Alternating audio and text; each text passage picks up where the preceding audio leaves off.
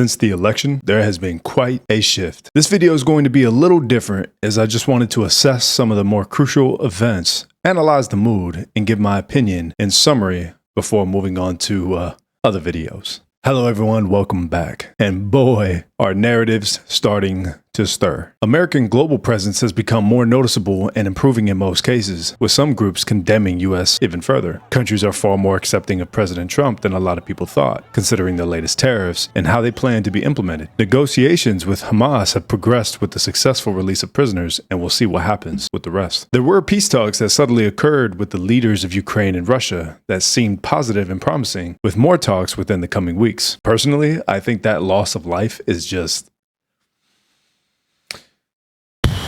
Anyway, about 70% of the country agree that President Trump is following through with his campaign promises. Some Democratic officials and appointees like Senator Chuck Schumer approve of the reform and consider the Democratic Party tone deaf to the people, which perhaps might mean some learning lessons are being retained for future elections. U.S. aid is being unanimously exposed, albeit how they are being exposed is questionable, but seeing what kind of expenditures have been revealed lately is shocking, to say the least. DEI is taking a hit. Now, some organizations have just rebranded it, but those various practices are looking to decrease. My opinion on that? Later. Surprisingly, inflation went up by 3% this past month in January. I think we can give that a bit of time to see what this administration does about it. Congressman Al Green has already started moves for another Trump impeachment. Yep.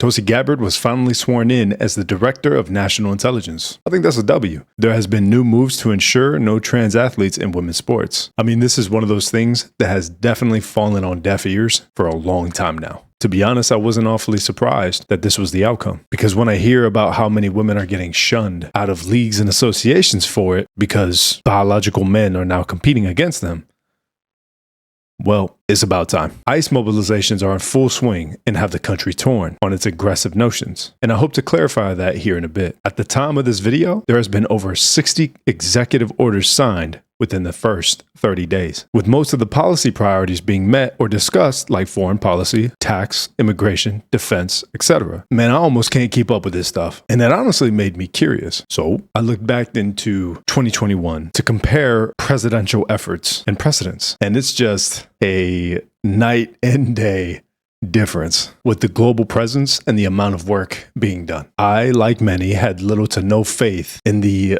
Biden administration's second round of making a difference. However, I was also a little concerned about what a second Trump term could mean. But I'm at a point where I'm sitting back thinking, well, let's just see how it goes. Before we get moving forward, I would like to put out a quick disclaimer. I'm not, nor ever want to be, some political paragon. And that's not a shot to those that pursue that. I just understand how hot these topics can get and how much attention it can secure. Trust me, especially if you spin the narrative into something more entertaining or clickbaity. But that's just not how I do things. I see the YouTube landscape and how many views it rakes in. But regardless, it isn't my cup of tea. And that's for a few reasons. And maybe that's something that some of you have noticed in my previous analyses. First off, I am a patriot, in which I love my country and have chosen to defend it in my lifetime. I don't believe that my family immigrated here to spit on or waste the privilege granted to us. What other people choose to do with that privilege is totally up to you. But as Americans, we are privileged.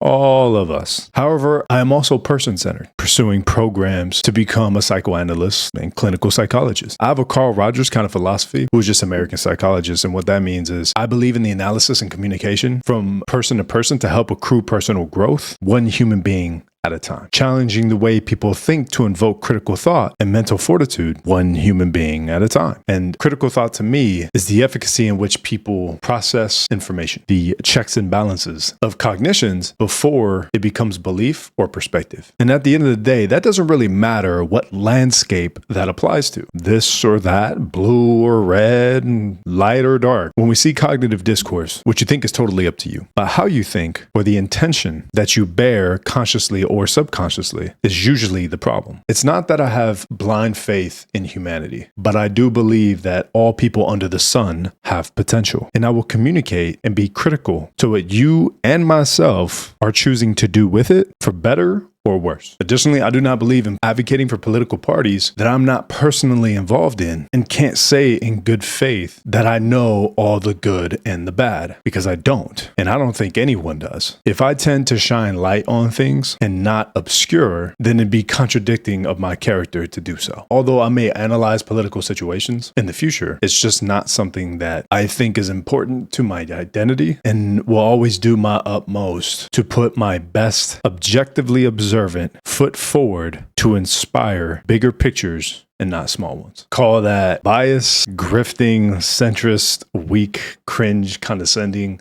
or cowardly. Call it whatever you want, or use whatever synonymous language that helps you feel better. But that's where I'm going. I could care less about your condemnation of my pursuit on the basis of your projected inadequacy. So, to those that are looking for that change of pace, welcome. I hope we can create a community of respect and development where we can navigate various phenomenon, be communicative and corrective in the process, me included, in our inaccuracy or very normal human error, but also be willing to accept criticism of our own mistakes. With that being said, let's emphasize and possibly clarify some of the things that were previously mentioned. After analyzing the mood as a collective, it was definitely a shotgun blast of events. However, I'm going to look at some of the situations that focus on people and their perspectives the most. Bottom line up front, and I'm not sure if people can relate, but it almost seems like the civil unrest is not because of the methods of the current administration, it's because of what's being exposed. And so they ignore what's being exposed to attack the method. Unfortunately, people want results and are at a point where they care less about the process. From my understanding, if you're upset that someone is rehauling certain organizations or systems, I believe they had years to do that themselves. So when someone else comes along, you can't be upset with how they did the thing that Americans were already asking for. You made your bed, so now the Trump administration is coming to make theirs. A good example is how U.S. aid is starting to look like a monster under the hypocritical guise of what it stands for. Foreign aid for crises, essentially. And it seems like the narrative to defend it is to guilt trip those sifting through it or stop the process of its exposure, which, as we've covered in previous videos, is a common tactic deployed by this current version of the Democratic Party instead of owning the mistakes yet again. That's not even to bash the Democratic Party, but come on, it's a great opportunity to account for your mistakes or room for error. And taking some responsibility in the public eye goes a long way. If someone is rummaging through a broken system that is supposed to assist the people, and the overall proposed goal is reform, I think a lot of people have the sentiment that who cares who or how it's done at this point. As an observer, it just seems like the two parties can't give ground to the other because they don't want to give the other fuel, which forgoes the eye of the people, and instead more oriented towards the followers that they retain. In reference to USAID, do I think that the way the Government Efficiency Organization, or DOGE, is going about it, do I think it's ideal? No, I don't think it's ideal. However, they got stonewalled into action, it seems, and kind of became this bully, or in some eyes, this anti-hero of sorts, to make this happen. And to solidify that belief, the majority of the American people have reached a consensus that although it might not be the right way, they find it necessary. If government reform was one of the requested outcomes, I don't think it's a good look when restraining orders on that exposure are being passed at midnight in order for the Treasury departments to save themselves from the actions that the people voted for. A common point made is that the methods are unconstitutional and the access of sensitive information should be concerning. When sensitive information has been passed around like hot potatoes freely with big tech and social media platforms, let alone other organizations. So I find it interesting that this is the hyperfocus. Additionally, they're also calling the cancellation of such aid unconstitutional, but taxpayer money going to the aid of transgenderism in other countries doesn't seem like a adequate use of American resources. I know that this isn't in all cases,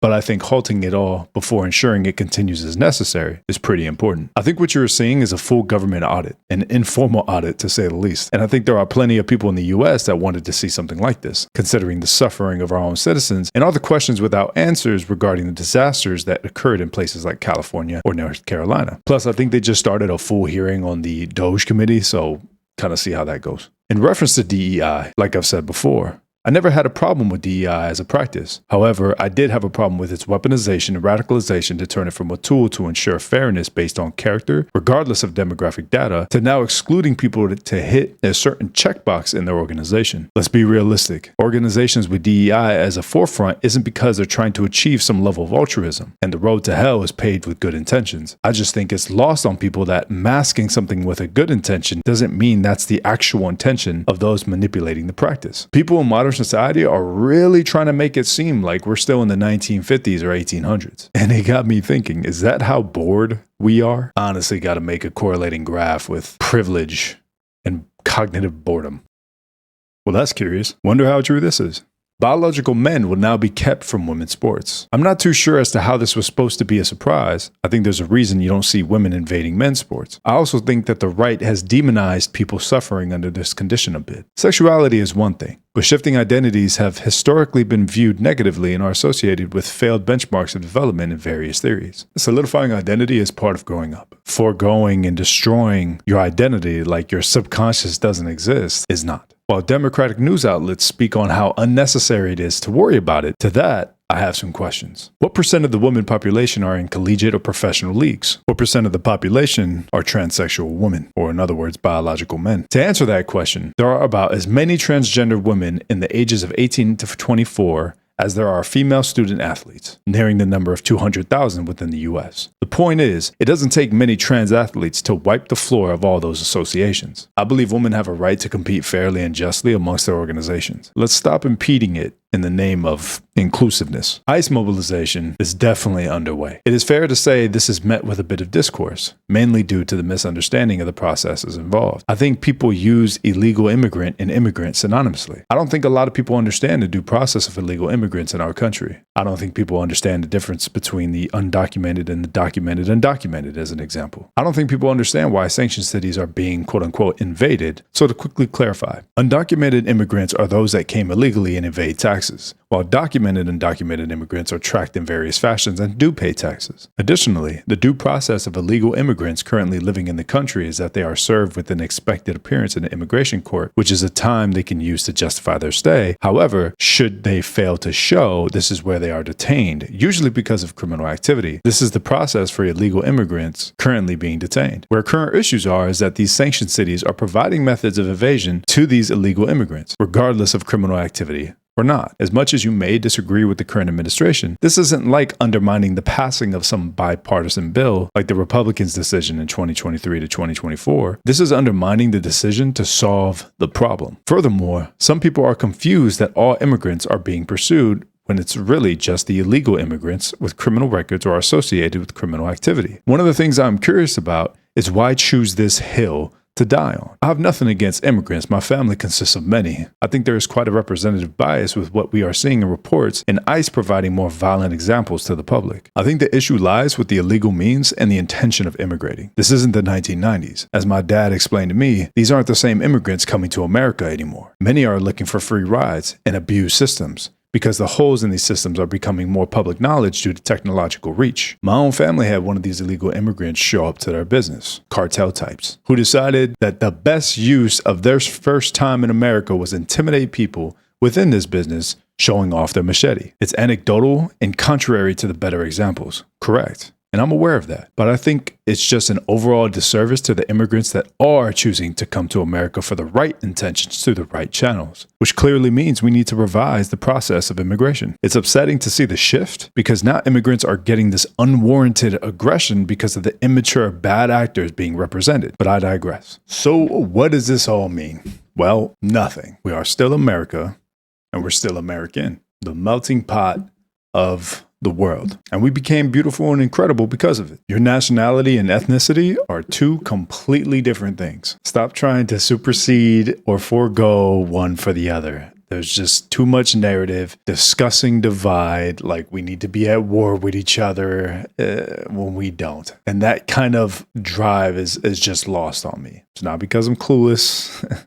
It's not because my values are in different places. I just know that evil exists and this ain't it. It just seems like I've seen so much animalistic hostility towards the country while standing on the privilege that allows you to do so. Many countries don't work that way. And if you are truly unhappy here, then leave. Or at the very least, maybe address the way you are perceiving your environment. Perhaps too much concern is oriented towards what you can't control, and that typically makes people feel helpless and bitter. I think in reference to what Doge is up to, let's give it some time. Let's see what happens. Let's read the reports, not articles discussing how they feel about it, but the articles actually covering the expenditures of these departments being audited. I know I'm curious. And another point is to start looking into the differences of rhetoric and narrative. Observant narratives can typically be objective, while political rhetorics normally have an agenda of sorts. So perk those ears up to what you're listening to. And naturally, I do have a suggestion.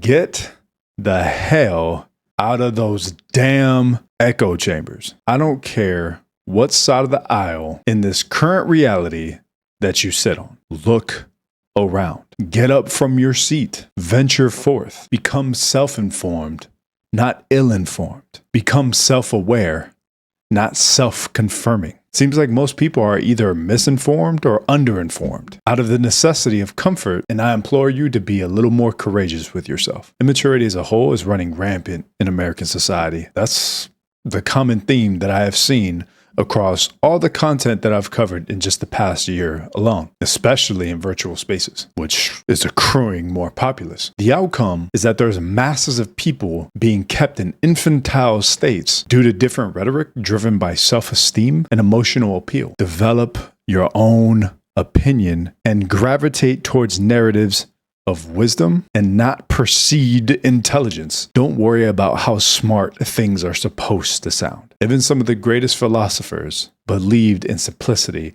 and a lot of the basic sciences believe in simplicity. Marcus Aurelius, as an example, had the common saying of what is it in itself? If you were to break things down in reference to construction or the way that it has been constructed, how can you trace it down to its small parts? And let's discuss the small parts. And the way that you apply that to yourself is break the same constructs down and trace where it leads to develop your own construction of beliefs, not someone else's interpretation.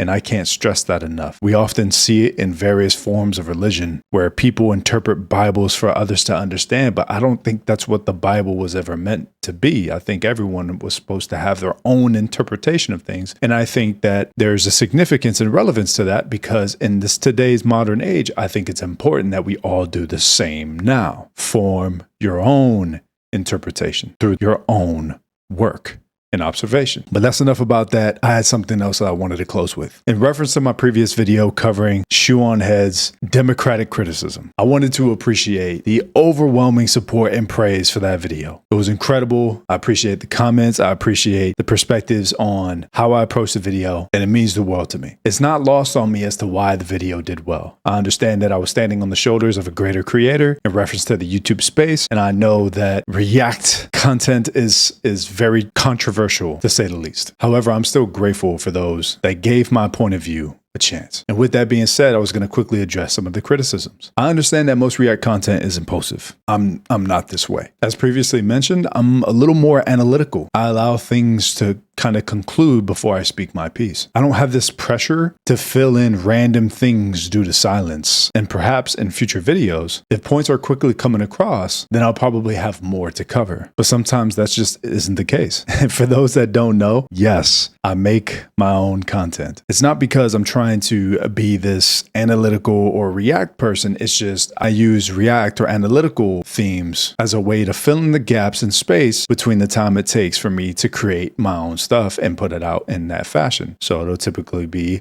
one of my videos, maybe 3 React videos, and then it's another one of my videos. And that cadence has kind of continued since I've somewhat started the channel. I have found that React videos or analytical videos are very easy to gravitate towards. And if people appreciate the perspective, then that's my way of creating an audience. And obviously if people stay, then great. It's simple. I just hope that I continue to earn that faith and confidence that you have found in that content as you come to see what the hell I do over here. But like I said, I can't stress it enough, from the views to the comments to the recommendations of other things, or even the sharing of your own opinions and your own experiences and examples. It means a lot to me. With that being said, and what you've seen so far about America's political situation, let me know what you think in the comments down below. Are you hopeful? Are you hesitant and observant, kind of like myself? Or do you think it's too late and everything is going to hell? I look forward to hearing your thoughts. But that's it for now. So thanks again, and I'll go ahead, see you next time.